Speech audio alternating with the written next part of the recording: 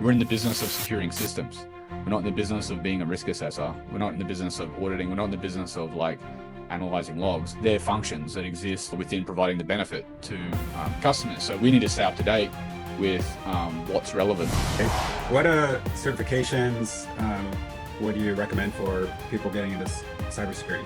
I think there's two categories of people. There's people that come from a IT background, and there's people that are not coming from any technical background that want to get in. So with people that don't have a technical background, I think, you need to start with something. You've got to really understand like the security at all the different layers and how the technology is working first before you can even get in and start applying the security, because you might be communicating to people, especially if you're doing like a risk assessment, that have no idea what you're talking about. And you've got to provide an education piece. Honestly, it was survival.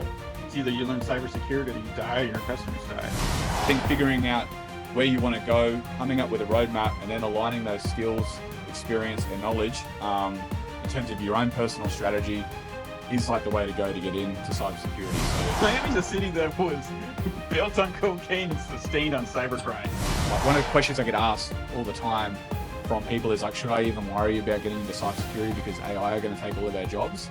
The answer is Welcome to the Ransomware Rewind podcast. Hello and welcome to the Ransomware Rewind podcast. Today, I'm excited to introduce Sam Romanov. He's the owner and principal consultant at Cornerstone Technology Solutions. He provides cybersecurity solutions and services to clients. He's an expert in information security, network management, project delivery, regularly shares great cybersecurity tips and tricks, also how to get into the industry on his TikTok channel, cybersecurity.sam. His videos have hundreds of thousands of views. Sam's socials are very entertaining. He's constantly helping people find cybersecurity jobs, learn the industry, and helps businesses with tips and tricks on how to protect their business. His humor, paired with his expertise, make it both entertaining and also very informational. So I gotta ask you, what's your Instagram handle? I'll look you up and it's follow you right now. cybersecurity.sam. So I guess the background to that, I wanted to become a CISO last year. That was my objective. And I reached out to a guy called Dr. Eric Cole. Like, I don't know if you know him. I think he's a bit of a big deal in the US. He worked for the SANS Institute and was like an instructor and stuff there. And I did his course. So he's got a course on how to be a CISO. And it's you can either be a CISO working for a company or a virtual CISO. I like virtual CISO because I'm a bit of an entrepreneur. And he said, in order to get clients, you need to go on LinkedIn, do a video a day. And then while you're doing the video, you're doing outreach. So when you're messaging people and you're adding them on LinkedIn, they're seeing your content coming through. So it's kind of like a bit of like a sales ecosystem that you're building just with your iPhone. So I started doing that. And then a good friend of mine reached out to me. He runs a marketing company, and he's like, look, I haven't seen anyone talk about cybersecurity like you. I'm a little bit different. I might do kettlebell swings in my videos, and I've got the pen ready. And then he's like, let's just see what happens. And I ran with that. And then some of my videos did really well. And now I'm doing cyber coaching, and I'm building a course because that's what people want. I wanted to do more B2B type stuff. Like, that's what my objective was with doing the online marketing, but it turns out like B2C is really where I was getting a lot of interest. So yeah, I mean, I ended up landing like a vCISO engagement. So I hit my objective on that. But then at the same time, I found out I was like coaching people getting into cyber, which ends up paying a little bit more than the CISO work, and looking at building like digital sort of like courses and stuff to sell, which I didn't really have that objective when I started the marketing. But it's kind of like interesting when you put the information out there, like who comes back, and you have an idea of what you think people like, but then when you actually put the content out, like find out it might be something completely different. And I did like marketing at university for like a couple of years, and I was like, there's all this theory on trying to figure out like to test the market and whatnot. But when you're doing marketing and you're running polls and you're doing all this engagement, it's like all the pieces came together. This is how it works. Like, this is how marketing works. You're directly engaging with the customer base, and they're telling you what the problem is, and then you come up with the product. When they tell you what it is, what they're after, that's when you come up with the product. And even with the course, I've had people reach out where's your course? I can't see your course. I'm like, I haven't even promoted that I have a course. Like, then I ask him, what kind of course would you like? Oh, we want this. I'm like, cool. That's what I'm building. Well, maybe this podcast can be an addendum to your course. There you go. Who knows? Yep. But I like that Exclusive it's content. demand, because you think about products. First, you have a tribe of people that have a problem, you have a solution for them, and now you vetted them because they're willing to pay for it, as Oh, opposed to dude, doing just the it's opposite. That's yeah, awesome. it's like, I think, have you ever read the book? I think it's called The Business E-Myth, Why Most Small Yes. Businesses Fail. And it's like, you just got to flip it on its head. Like typically most workers will be like, "Oh, we do the work and then we get paid." With business, it's kind of like the other way. It's like finding out what they need first, almost like the marketing first, and then when they come to you with like, "Here's my problems," that's when you go back with like solutions. So that whole mind shift after reading the book, then doing this, it was like a penny drop. Oh, okay, I get it now. Yeah, I read the E-Myth years ago, and it's something I live by because it's still true. Like your average, and the great name for the book, by the way, E-Myth, because your average company, especially small companies, it's I'm an accountant. I'm going to get all these customers. No, you're not. Yeah. You, That's right. you're just You're a bit it's not- marketing and sales. yeah, exactly. If you're not doing marketing and sales, it ain't growing. And you don't have a business, no one's going to knock on your door because they hear you're an account. Mike, I don't think we've formally sort of virtually met. Pleasure to meet you. Interested to know a Likewise. little bit more about you. Sure. My history is right now I'm at Rapid Scale. I'm a cloud consultant with Rapid Scale. Prior to that, I was with Light Edge, which is another company that is in the cloud space. And prior to that, I ran local telco data centers. Then they would turn into real data centers. You start getting into the megawatts. The company names was Complex Drive and Fiber Alley. And what I saw was workloads start moving from the regional telco data centers to the cloud. And also what got me into cybersecurity is a lot of folks would spin up dedicated servers and just outright fraud. And law enforcement would come after them. And I started realizing like so much traffic on the internet is just outright fraud. And it's a myth that it's just coming from these countries like China and Russia and what have you. It's everywhere. So It's all coming from Miami. It's all coming from Miami. Miami's a city that was built on cocaine and sustained on cybercrime. But yeah, that's what you're sold. But that's what got me into this space. And Well, before that, Mike, because we're talking about like how to get into cybersecurity. What was like your first job in cybersecurity? boy, that was when I was running the data centers, and it was kind of like offset of the job and just learning it, like learning like how to configure a firewall. If you say like back then they had the old Cisco ASA 5505s, hey, how to set up port filtering. And it was just an iterative process where, because back, just to give more context, back in the day, you would take a dedicated server, you could say like a /30. So you got your public IP, you hook it up to your server, and hello, welcome to the internet. So obviously people were getting hit up left and right. So I had to figure out how to protect them. It's like, hey, you got to NAT your IPs. And it just gradually it advanced from there. But now it's more on the psychological side. So this is like before cybersecurity was like trendy, right? Exactly. It was just good like networking practices. Exactly. And it just a lot of this started, right? That's how it started.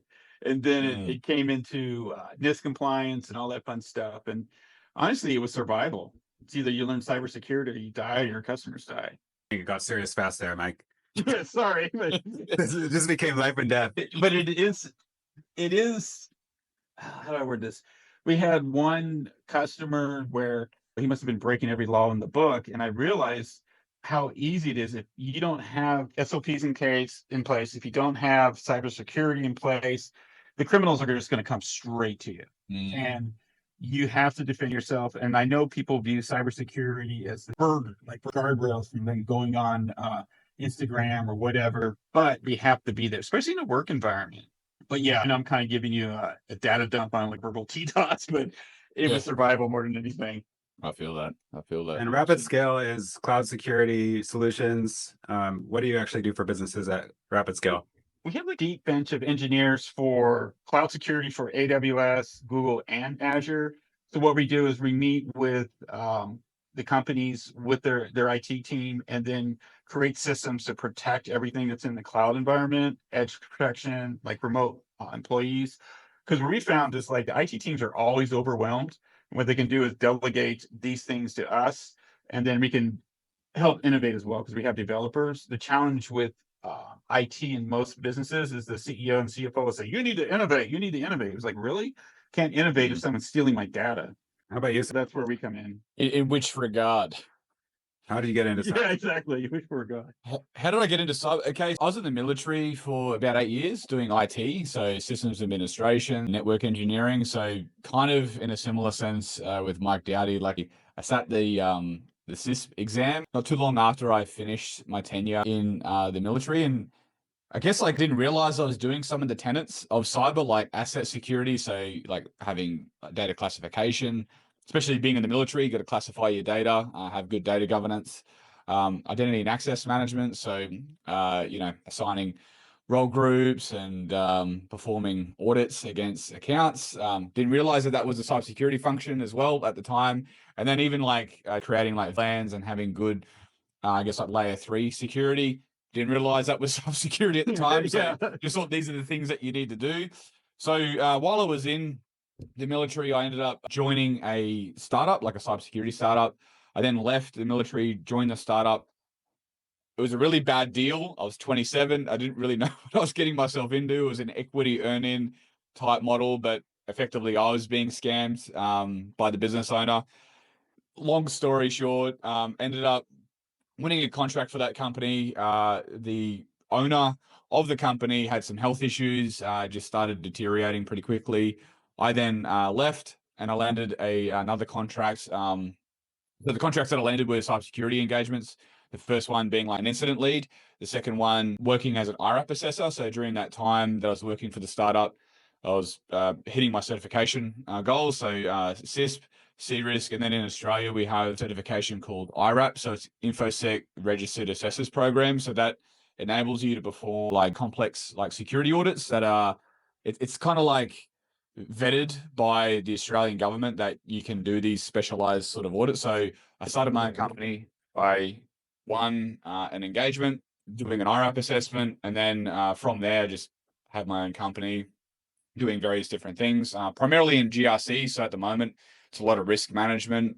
So moving from audit to risk, and then doing some virtual CISO stuff, which is more like strategy focused and oversight. So very big hurdle, very big journey to get in. It was very difficult in the short term, like leaving defense, working for the startup, and then trying to win a contract. That was just plenty of no's. A lot of like trying to upskill as well, like just realizing that there is a lot more in cybersecurity beyond identity and access management, network security, and asset security. So really during that time that I was studying to get my certifications, a lot of home labs. Like I just went out and started buying these big servers. I bought like some firewalls, just beefed up my had like a very secure home, and I was just trying lots of different like scenarios. So within that, I was able to transfer like a lot of the skills, and it made myself more confident when I was on the phone with people, because I would just list what I'm building in my home, and really that's how I landed that contract. They wanted to know what my experience is, and I just listed like I had like a next gen XDR application control deployed, had like a type 1 hypervisor running my own SIEM, and I just listed it out. He goes, okay, you're hyped. Okay. it was like, okay, this guy's got more than we have running in his home. And I think that's what makes it easy for me to go down the coaching route, is that I'm sort of just belaying what I've done to get into cyber, and just saying to people, you got to have those 100 no's. Like if you have 100 no's in applications when you're applying for a role, there's going to be like 3 yeses in that. So long story short, I put another plug in there for my coaching, but that's been the journey, and I'm learning like still every day. I'm trying to upskill, and you guys would know that like with the cybersecurity landscape, you have to really be on top of your game. Like there's just so much to learn, like with AI and there's all this quantum. I think a lot of people are saying this as buzzwords, but I'm really trying to figure out like, okay, well, yes, they're big problems that are emerging, but so what? Like, what do we do about it? Like, where are the opportunities? Where are the threats? If we just look at it from like a SWOT sort of analysis. So yeah, even now, like I still got that like day one hunger where it's like I need to stay on top, because otherwise I feel like you can just become irrelevant like overnight. Very true. So what advice, Sam, do you give to people that are like just scratching the surface of cybersecurity? They may see that cybersecurity is could be a lucrative field, and they're like, Yeah. I like computers. Yeah. What would you tell someone like that? Yeah, like if they're just scratching the surface, I always say that it's three things. It's like skills, knowledge, and experience. They're the three things that are going to get you in to a job. Now, like what really pisses me off is when I look online and people say, "I'll do my 6-week course and you'll land a 100K job in cybersecurity." It doesn't work like that. I sort of equate it to risk. It's based on likelihood and success. So the likelihood of success is going to be based on like, okay, well, with knowledge, you can demonstrate knowledge. I can see you have some university degrees or maybe some certifications in the background on your screen, Joe. I've got them as well. Like that's one, the pillars, like the more certifications you have, the more qualified you are, the higher the likelihood. And it's all about a competition because when you're going for a role, it's not just you that's getting interviewed. It might be 10 people. So Right. you've got to make sure that you're the one that stands out. So ensuring that you have your study game up to scratch. And number two, it would be like, okay, with skills, start building a lab, like I discussed earlier. So get hands-on, get some hands-on experience. These are all things that you can put on your CV. Like go out there, download VirtualBox, it's free. Download Kali, it's free. Download Damn Vulnerable Web App, it's free. Download Burp Suite Community Edition, it's free. Cool. Now you can start doing some web application penetration testing. These are things that you can put on your CV that are going to demonstrate you can do something. And then experience. What I say is most businesses today are running Microsoft 365 or Google Suite. So why can't you start providing some advice based on the skills that you've learned and the knowledge that you've gained of how to secure some of these businesses' IT systems? They don't know what you know. So don't be selfish with the information that you have. You can provide cybersecurity awareness for free, advice for free, or a free cybersecurity audit. Grab a testimonial and a referral. These are things that you can put on your CV. You don't need to wait for that magic job that you're trying to aim for to start getting experience today. And then when you walk in, you actually have confidence that you're already doing it. You're already now a junior or cybersecurity professional. You're not waiting for someone to give you that label. You're out there doing it and you've got some demonstrated experience. So that's effectively the core pillars, like what I instruct people to do. And it's free advice that I give out. Like the course and the coaching is really like a deep dive into that. It's like pushing people like, okay, well, now you've paid me to just basically annoy you. Are you doing these things? And then, so that's like the core pillars. But even before you get started in that, figure out what kind of role you want in cyber. Cyber is so broad. Like you can work in cyber insurance like yourself. You could be a cloud security, network security consultant. You could do what I do, which is GRC. You could be a penetration tester. I think there's all different types of personalities that fit within that. Like with GRC, I like communicating with people. I like dealing with executives. Not a lot of people like that. They'd like sitting behind a computer. So I think figuring out where you want to go, coming up with a roadmap, and then aligning those skills, experience, and knowledge in terms of your own personal strategy is like the way to go to get into cybersecurity. So that just saves like a lot of time, I believe. And that's my advice. So if you're listening to this, take it on board. Right. Awesome. Yeah, we'll list some of those free resources on the show notes for sure. You're talking about like having like your own lab. What are like what's the hardware you would buy for your own lab? Like just starting. Yeah, well, they have like 300. I mean, I don't know what you have in the US, but in Australia we have there's like a website called ACT Networks, and it's all ex-government servers that you can buy. You don't really need anything that beefy, but like you can have a lot more fun with a bigger server because you can there's more storage, you can set up more machines. There's a lot more that you can do. So for the course that I'm building, I'm just running my own lab on like my Mac Mini M2. Like even with that, I can do a lot. Like I've got 30 gig disk space on my Kali. And then with that, I can do a damn vulnerable web app. I can launch attacks against that with my Burp Suite tool. So you don't need a lot to get started, but it really comes down to processors, memory, and disk. The more you have, the more you can do. So really, like if you wanted to get started, if your computer supports virtualization, you can check your laptop or computer. Don't know exactly like where to look, but if you Google it, like how do I check if my computer supports virtualization, you can do that really simply, and you can get started today. But like I said, the more resources you have, the more you can do. One thing that I always see on cybersecurity TikTok is the guys are always talking about certifications and different ways, different education ways to get into cybersecurity. I mean, your background was the military, which is a great way to get into cybersecurity because you get paid while you do it, even though you're kind of like a slave in a good sense of the word. Good for young men. Yeah, good for young men. No way, like you can't leave. When I was a young man when I joined, I really needed it. Discipline.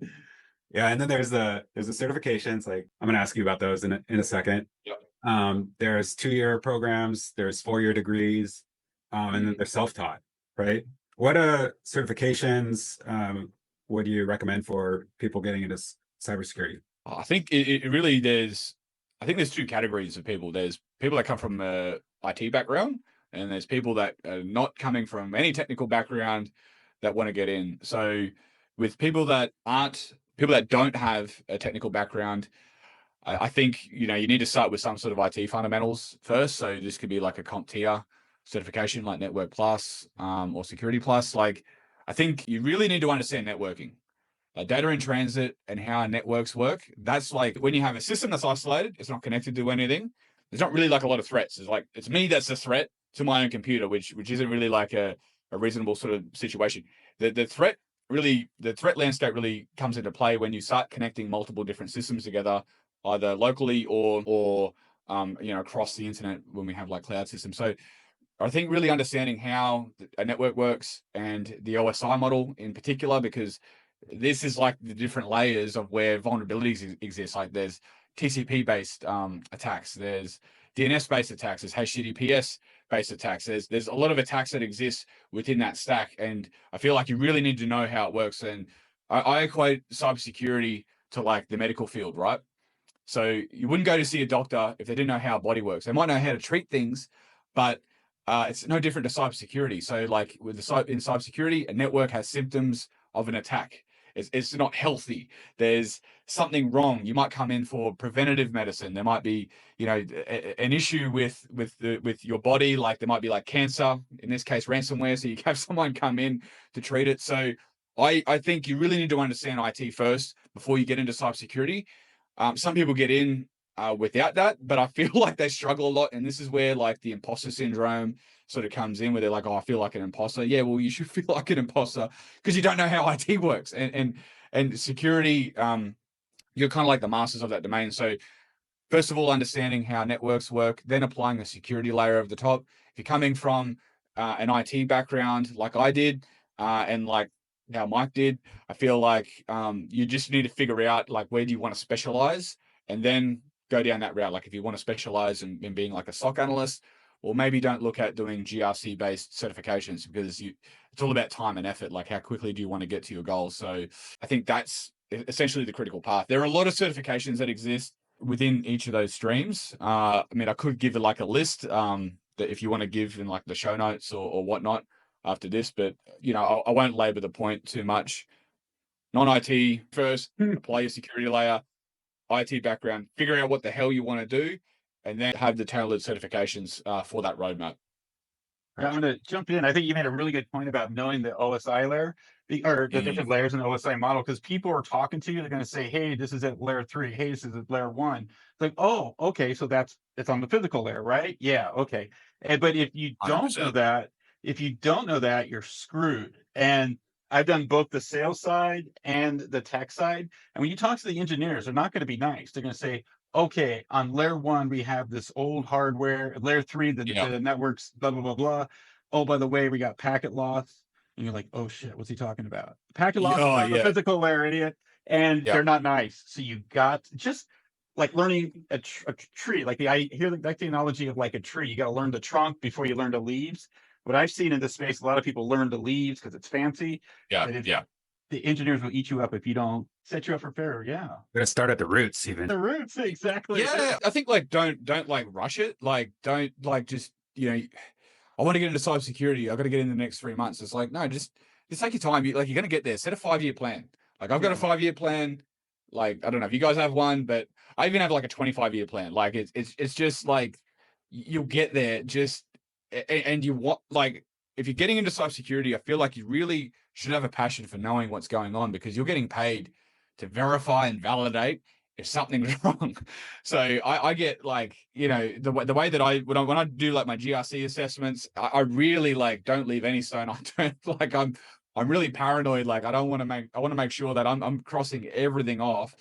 So the only way that you can do that is really understanding the technology, right? So like, and like you said, like it's assumed knowledge. When you're getting into conversation, like I'll be in a room, and if I'm doing like a presentation on my findings, and typically the way that some organizations will run it, they'll do like a big peer review session, and I'll have the SOC team in there. I'll have the data scientists in there because we're talking about data.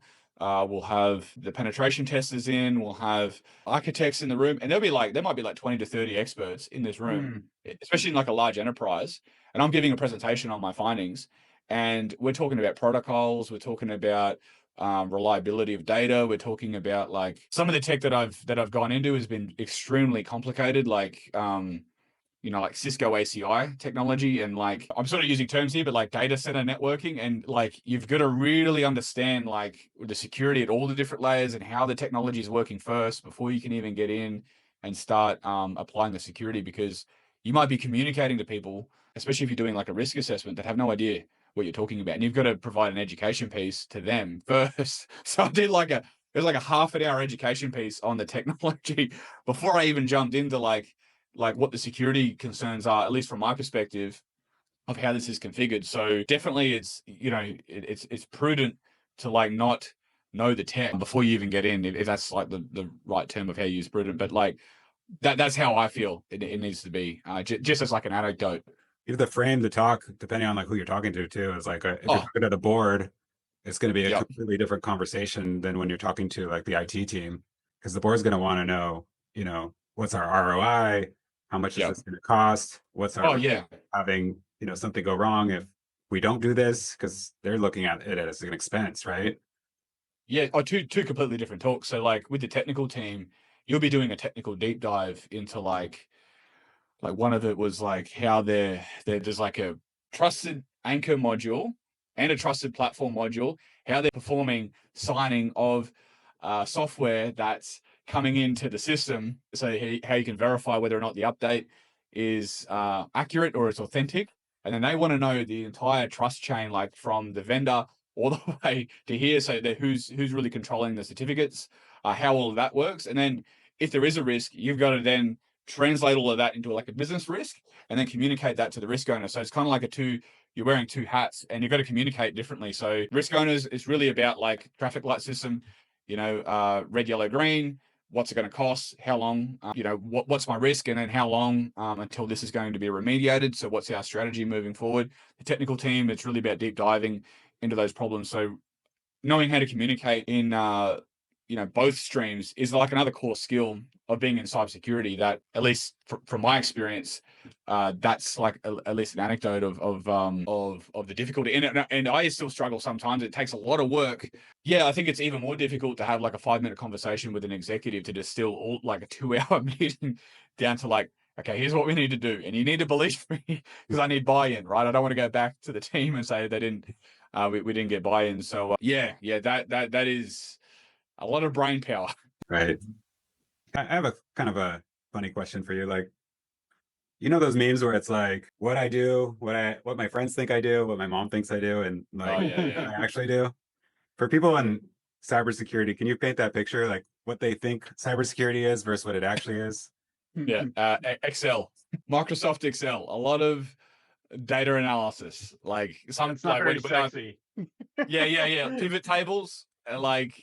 I find that there's a lot of data analysis, a lot of report writing, at least from my experience, like a lot of report writing, a lot of data analysis, and then a lot of meetings, like just trying to get people on board with what you're doing, and also trying to find out what the hell is going on. Like sometimes you go in, it's like, you'll be looking at a diagram. Oh, that diagram's like 5 years old. Don't worry about that one. Okay, well, thanks. You could have told me that like a week ago. Different teams have different views, especially in like large enterprise organizations where you have multiple different teams, like one team looking after automation, one team looking after networking, teams on top of teams on top of teams with like project managers that are rotating. So no one has a view of what's going on, and that can just take like a month to try and figure it out. It's like, okay, Have we all agreed on this is what we're doing? So a lot of stakeholder engagement, I think, is one of the things that is left out. Like, at least from my perspective, like, might be different with like penetration testing and the like, but Those are the interested to guys hear with the from your hoodies, perspectives, right? Mike. With all the screens in the dark room, Yeah, exactly.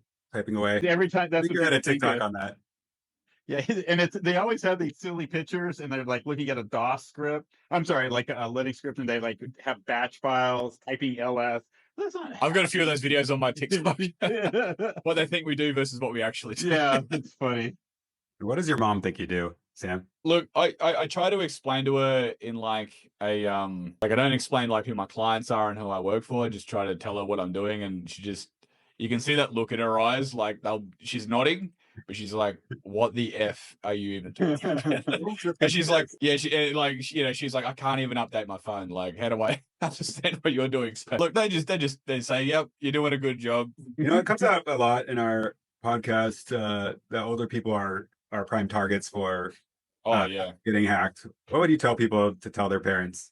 Look, multi-factor authentication. Just put that on your emails. Put that on all of your critical assets that you have on. I've seen different instances where, I'm not going to say who, but some family members have been targeted, successfully targeted. And the crux of it is, like, if they have multi-factor authentication, then it really like either stops or slows down the impact to like at least a degree where you're at least going to be notified that something suspicious is going on. So just having good identity based security controls, like you hear it a lot, like, and it's almost like a buzzword. It's like, oh, there's got to be more to security than MFA, but it's really like a really powerful control. And if you can't get that right, then don't even worry about anything else, because what I say is, if you have poor identity security, you're going to log in, not break in.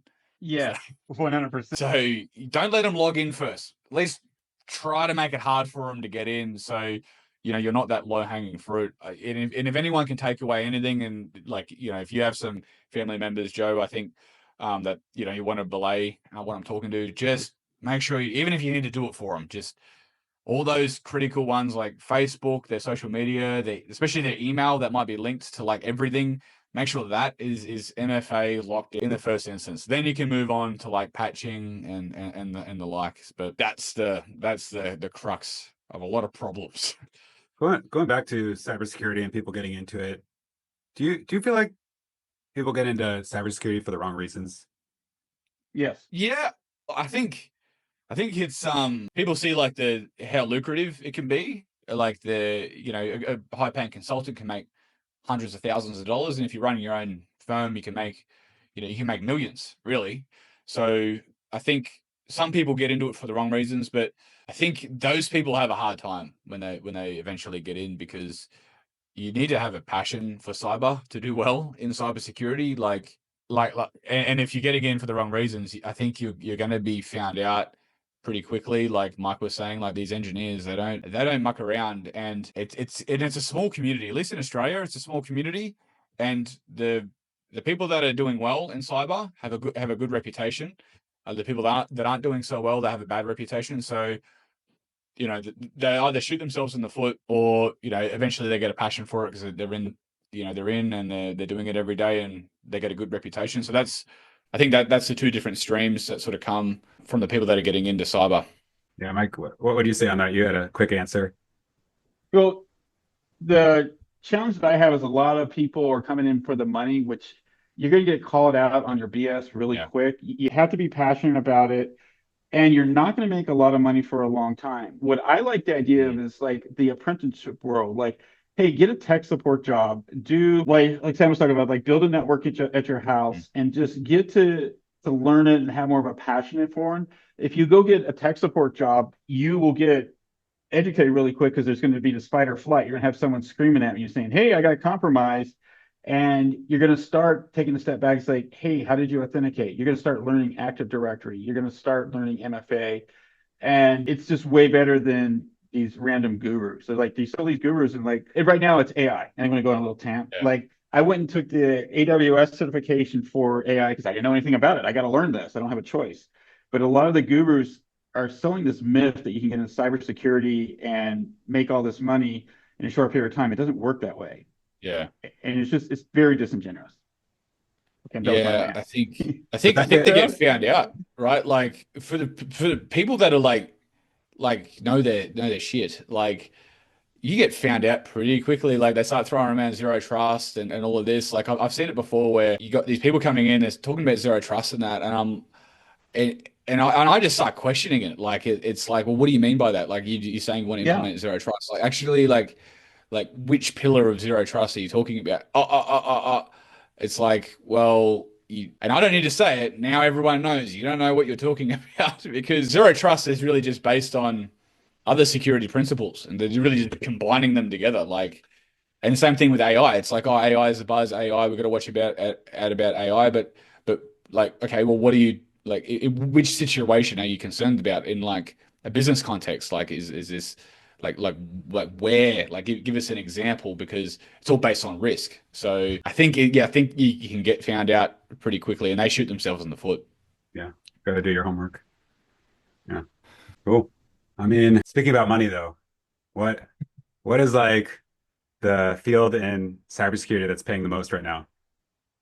Like, if somebody was like, I love cybersecurity Yeah, and I want to like work in the part of cybersecurity that makes the most. Is it I just like think all of them. If all of you're them? doing really well, you Get to the can. It top doesn't of matter. your, yeah, Yeah, because like some people say that like CISO is the top, but you can make just as much as like a specialist that's really good, especially if you're a contractor and you have your own field. So all comes down to your strategy. Like if you're looking at being like a full-time employee, you could be like a chief engineer, so the chief like technical specialist in an organization, as well as like a CISO. So I don't think it really, even in like cyber sales, even like it really like being like a really good cyber insurance person like yourself, like I don't think it really matters what field you get in. If you have the passion and you don't look at the money, like the money will come. If you're just passionate about your work and you want to be like and you strive to be the best, the money will come as just like a byproduct of your success. But if the full-time work isn't giving it to you, you can do what I do, which is set up a company and do contracting and make your money that way. That would be, yeah, that's my 2 cents. yeah. So focus on your passion, work really hard at it, and you'll move up in the ranks and you'll end up making money as long as you're Yeah, doing gotta come. good work for people and constantly, Because people pay for your value, skills. right? So like if you've got a passion and you're constantly trying to improve and get more certifications, if that's one of your strategies, or you're trying different things, trying to get more experience in another area, trying to upskill, like people will pay good money for that. And that to me becomes the focus is like you are the asset. So what do you need to do to make yourself more valuable? Don't focus on the money, focus on yourself. How much does thought leadership go into that? Like, I think it adds a lot of weight. Like if you look at your prime promotional, like if you're trying to win a contract, what is your prime promotional? Well, it's your CV. So on your CV, I have my LinkedIn that's like integrated onto my CV. So I've got a hyperlink going to that. Just had an article published in ISACA's journal article, so that goes on to my CV. So it becomes like, if someone looks at it, they go, well, I can check Sam out now and have a look. And oh, Sam's written this. So he talks about this. Oh, wow. Like he's got, wow. He's not just valuable from the cybersecurity standpoint. We can use him to help grow our business because he's got like a good presence online. So it's your value is now going up exponentially. And I think in the digital age, you got to have an online presence. I really believe that you need to have like a personal brand. And one of the things that when I'm discussing with my clients, one of the hurdles I need to get them over is that everyone has a brand because what do people think about you when you're not around? That's your brand. true. So, Interesting. like, yeah. So like, that's why I say have a good work ethic. Even if you're not confident in your cybersecurity journey, be the first person that turns up, the last person to leave. Why? That's a brand. That's a brand point. You have good work ethic. Like if you 100%. have better work ethic than everyone else, like at least if you might not have like as much cybersecurity knowledge or skills, but people are going to go, well, we don't want to get rid of Sam. He's working an extra 10 hours a week. Like that's hard to find. Yeah. So over time, Oh, sorry, what sorry. was that? I was just going to say another thing with that is your brand could be that you get the things done that were asked of you. Yeah. Oh yeah.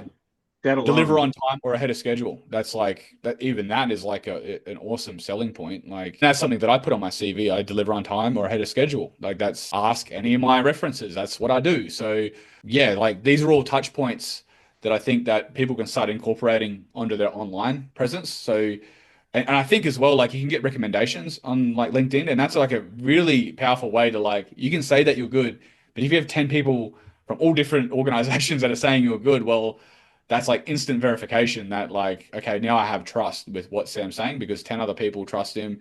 He's published, he's all of these sort of things. So that's going to put you higher in terms of value just from having that simple sort of digital touch point. Yeah. Yeah. I had a lot of fun doing this. This is my first podcast. Really? Yeah, Oh, I okay. haven't done a podcast before. Maybe no, I definitely haven't. No. I've had Well, I like a Zoom opportunities to call. jump on, but they sort of fell through. So we popped that cherry today, an international cherry pop. So Wow. Wow. Thank you, man. That's cool. That I was your first podcast. yeah, cool. Yeah, send it through. I'll put it on I've got a school community as well. Like, you should check that out. It's the cybersecurity growth community. Send me the link. I'll And put it on the show notes. yeah. So definitely recommend you jumping in. So we do like daily cyber tips. We have cyber quizzes, and we have guests that come on as well. And we have like, it's just like a community like based sort of projects. Like one of the guys in the community created like a exclusive operating system that comes with like capture the flag and hacking tools like built into it, so you can like download it and run that as your own OS, which is pretty cool. So Yeah, we should do a part two because there's a lot of stuff we didn't talk about. We didn't talk about networking. We didn't talk about like contests like DEF CON and yeah. like that you can like start creating a street cred for yourself. Yep. Oh, 100%. Even AI. I want to talk like more about AI and quantum, like, but not just from like a standpoint of buzzwords. Like, there are some opportunities right now in cybersecurity if you want to start a business or you want to help like organizations, like the threats, the vulnerabilities that exist with like Copilot and stuff. Like, there's some really interesting takeaways that I've gained from going to conferences. Like, we're at the opportunities now. So like, I think this is one of the big one of the big problems that, like, one of the questions I get asked all the time from people is like, should I even worry about getting into cybersecurity because AI are going to take all of our jobs? The answer is no, don't worry, because there's new opportunities that are coming out with Copilot, and there's new opportunities coming out with post quantum. So there's new threats that exist that need guidance, and they need security tools. They need recommendations to secure their organizations. So there's opportunities within the threats, I guess, like if you look at it from a SWOT analysis sort of standpoint. So yeah, I really want to jump into that in our next one about how, what are some practical sort of takeaways that we can look at for businesses, and maybe even for some of your clients as well, knowing that. Yeah, everybody's worried about AI taking all their jobs, but it's like, yes, in the short term there will be some jobs taken, but Yeah. there'll be jobs in 5 years that we never even thought about. Yeah, well, look at the smartphone, right? Like, the smartphone came out, like, how many jobs have been created from that piece of tech? Yeah, absolutely. Like the applications that are able to be deployed on that, even manufacturing it. So it's not like, it's kind of like cab drivers, right? With Uber, like, what business are you in? You're not in the business of taxis. You're in the business of transport. It's the same thing with AI. It's like, well, we're in the business of securing systems. We're not in the business of being a risk assessor. We're not in the business of auditing. We're not in the business of like analyzing logs. They're functions that exist within providing the benefit to customers. So we need to stay up to date with what's relevant. So that's why, I mean, if I've got it here, I get like, so I'm an ISACA member, so I get like a journal every quarter.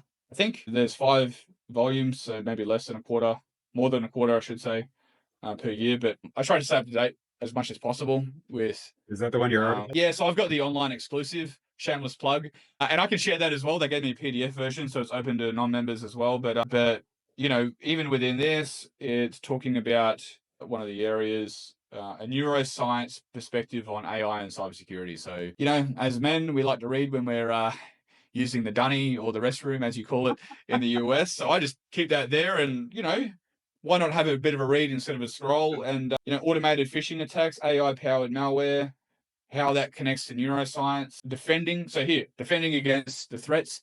Cool. These are all things I need to know as a cybersecurity professional, because these are the relevant, up-to-date threats that are impacting businesses. So you need to stay up to date. And Otherwise you get left behind. how can people find you, Sam? Cybersecurity Sam on TikTok and Instagram. So thank you, Trump, for lifting the ban in the US. You can still find me in there. That was interesting because like a lot of people started going to like the Red Note app, right? I Did you not. hear about that? It's So long enough to go to TikTok. I wasn't gonna start Red Note without like. yeah, so look for like any people probably say to me like, "Oh, you're in cybersecurity, you're on TikTok, whatever." Look, I have like one phone, and that phone only has TikTok on it. So I have two. Sorry, I have two phones. One of them has TikTok on it. The other one I use for everything else, just because I'm a little bit paranoid about it. But I have a lot of fans on there. So cybersecurity.sam on TikTok and Instagram. Sam Romanov on LinkedIn. You can find me on those platforms, but that Red Note thing was really interesting. So a lot of people like when the ban like happened for like I think it was like a day. Like half a day, yeah. Yeah, so people flocked to this other app called Red Note, which is another Chinese owned app. So it's kind of like I don't know, people are just going to it not for like obviously for a security purpose because that's how we're looking at it, but for more of like well, I want something similar to TikTok. But the people on the app are very very different. So like obviously it's Chinese, a lot of Chinese on there from mainland China. They think very differently to the US. They don't really tolerate like a lot of the woke ideology. So a lot of people were flocking to Red Note. And then that like the Chinese were just like, don't bring any of you. There are only two genders. Don't bring any of that woke crap onto Red Note. And it was just like it was kind of like I guess like a light bulb moment, I guess, for like a lot of the people that were going on. They're like, oh, hang on. Actually, we have like a lot of free speech in the US. Like, maybe we'll just do Instagram. There's yeah. Instagram's like more our era type, like know. social media, I think. I know Instagram is they've done pretty good to like the reels and stuff, but yeah. It took me a while to get on TikTok, but now I tell everyone to do it. It's kind of fun. Yeah. I don't use it. I only use it for posting my stuff and like engaging with people, but I don't know too much about it from from a consumer perspective. Let me ask you one more thing before you go, because you were saying that you're doing lives on TikTok. Yeah. What do you do live, and how have Man. you? What have you like found is the most successful? I do like a live Q&A. So it's either me sitting in front of the camera doing this or I'll be working out. So I've got I don't know if I can flip my can you see my home gym? Oh, nice kettlebells. I've just got like a series of kettlebells like from 8 kilos up to 40 kilos. Mhm. So like I advocate for trying to be healthy while you're at like home because like it's easy to fall into a slump. So what I do is I just do like a live. Hang on. So what I do is I try to advocate for being healthy at home, but I do like a live and I'll just be working out. So like at the moment it's like a promotion where I'll do a TikTok live and every time someone joins my community, I might do like a kettlebell workout or I'll be providing advice while I'm like exercising. So I mean I find that people get motivated as well, like through that. I think like just movement on the camera is like attractive to people too. I think like movement is like that's why people love video, right? Yeah. The movement, right? So you like doing workout stuff, it's like it's pleasing. Well, it's engaging, man. I might get like 700 people that have like joined like at least one of my calls, and I get a bunch of signups. I get a bunch of people asking for cyber advice, and like I'm going to be honest, like I don't know the answer to all of the questions that come up on the live, but it's a great opportunity for like creating new content. So like I go, well, if I don't know something, what I'll do is I'll perform my own research, and then I'll do a video on that. So now like it's kind of like I've answered the question, but then I've created content. Yeah, I feel like if you really want to like grow your brand, you have to do the lives. Like you have to. And like the first couple, you might feel like super nervous because you're like, oh shit, there's people turning up. I don't know any of them. Mhm. Blah blah blah blah blah. They could ask me anything. But then you do a couple of them, and you find that the questions that you get asked are going to be like really similar. Mhm. And then you get comfortable with like just knowing that you don't know everything. And if you're honest, and I'll admit straight up, like if I don't know something, I go, look, man, you either have to explain that better to me, or like I need to have like might do like a live Google, and then I'll provide my advice. And sometimes like I've even gotten the advice wrong, but then I've then gone back and gone, okay, well, actually, like there was a part of it that was accurate, but based on my understanding, this is what I believe is the truth. And then everyone on the call, you can qualify my statement if it's wrong. I want to know why. So then it sort of engages them a bit, and you come off as more authentic. So like, I feel like with anything, if you're going to grow your online brand, you have to do the lives, like you have to. And then you can even save the lives and then use that for like future content. So like you're getting asked questions that other people that aren't on the live might actually have that same question, which will then drive engagement higher. So Joe, when are you doing a live? Let's do it. Tomorrow, man. Tomorrow. Tomorrow. Yeah. Well, Monday. Monday. I don't That's know. very specific. Monday is a live day. I don't know. Monday. Tomorrow I gotta You go. can do it. You can do it today. Like just like you hit that live button and you do one, and you're like, oh, that was a relief. You know, like it's. And then you get to my point where you just do it like. How do you do like how do you mic yourself up? Do you like use your headphones or? I just have this, or like what I do is I have like. Can you do a live through your computer or no? Yeah, so you can do like if you have Windows, I recommend getting the TikTok Studio because you can add like additional sort of icons and stuff that makes it like a little bit more engaging. Like I'll include like a link, it'll be like a URL to my school community. And then there's like other things as well. There's like a tracker, like help me reach my goal. So you can like customize it like in a pretty cool way. And then I have another screen that has the questions coming through. So like I'll have like my phone on and then I'll connect to the live through my phone and then it'll just have the questions coming up. So I'm just looking at the questions coming through and then I'm talking to the camera. And that's like typically that's my setup. And then, yeah, you can just make it like engaging. Like you do quite a few of these lives and you get sort of just comfortable with the way that you like run it. Like the way that you run it might be different to the way that I run it. Like sometimes I might just start playing music, like house music while I'm working on something. And then people would be asking me questions and they sort of like vibe out. And we have like a bit of almost like a virtual party almost. Like they just want to vibe out with me virtually. And I don't know, I guess some women that are joining, maybe they want to watch me work out. I don't know. But they give me a follow is not a bad thing. So, or dudes. Yeah. Like one guy's like, you know, take it easy, mate. Like my wife's on here as well because I'm like pumping the workout. But like I feel like everyone has their own unique selling proposition. So when you look at business, like a lot of people spend a lot of time coming up with what's my USP, what's my USP. But I feel like if you get out there and you start doing the lives, you figure out pretty quickly like what makes you unique versus like what makes me unique, just in like in terms of your personality and your expertise and like your journey. So that's sort of when you're doing these lives and that's what you're kind of promoting. And it feels like natural in that sense. So for me, like I love working out. I'm doing a Spartan race in May. So like a 50-kilometer obstacle race. So I'm really all about fitness, getting shit done. Here's the advice, let's go. And that's just my personality, but your personality might be different. And then people will be like the right audience will be attracted to that. And then that's how it'll sort of build. And then as you're getting more people that are joining it, you'll start to feel like more comfortable in your own skin, just being like yourself, you know, like that's my social media guru spiel. Yeah. What about LinkedIn Live? Have you ever done one of those? No, I haven't done the LinkedIn Live. I probably could. I feel like LinkedIn, like my take is LinkedIn is like a way more sort of professional sort of doing like a webinar or something, right? Sort of vibe. It needs to be on like, you know, I'm delivering like a webinar on how to do effective risk management and communication. The TikTok stuff works on LinkedIn. It's like it almost feels like the stuff from TikTok is like what's going to be on LinkedIn in like 3 months. Yeah. Well, I like my videos that I put on TikTok, I don't sort of filter them. So like on LinkedIn, I'm putting the content on there and I'm getting some engagement. Like, you know, people find the videos funny, like I guess, but I think that's what's helping me stand out as well. Like a lot of people probably don't do the funny, like you do, like the engaging content. I do the engaging content. Not a lot of people like do that on TikTok. So even that in its own right, I guess, is helping you and I stand out. Right, because people are getting to know us. Hey? People are getting to know us. Yeah. Well, that's right. They say every time I turn on my phone, they see my head. It's like, good, pay for my services. Right. You're in my feed, man. That's right. You can't get rid of me. Exactly. It's good to know that you're looking at me when you're sitting down on the toilet, you know? What do you call it? The Dunny? The Dunny. The Dunny. Don't ask me like what that means. Sometimes. But yeah. John. You call it the Dunny. I had my cup of Joe this morning. Oh, nice. What does that say on it?